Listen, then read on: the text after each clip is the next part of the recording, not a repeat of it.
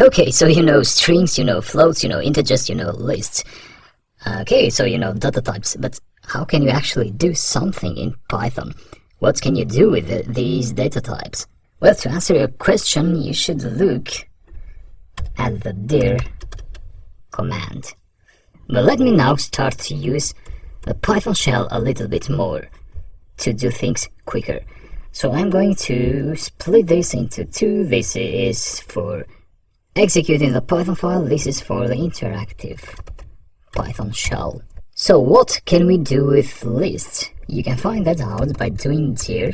Dir is a function in Python that will give you all the things you can do with a specific type. So with a list in this case, all these here are attributes of list. You can do the same for checking int. You can do the same for checking floats, dir float, dir str.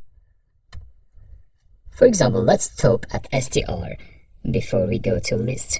With strings, you can do, for example, you can turn them into uppercase using these methods.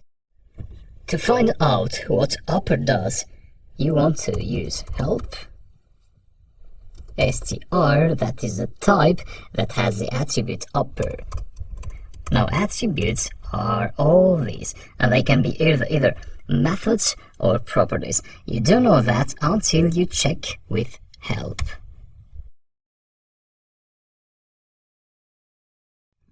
So that is a help documentation for the upper method. It's a method, as you can see here. Q to quit and go back to the shell, and then let's go ahead and use that. Hello.upper. You use a method with round brackets with parentheses, and that will return the capitalized version of hello. If we used title instead, that will capitalize the first letter only. Of course, you can use variables,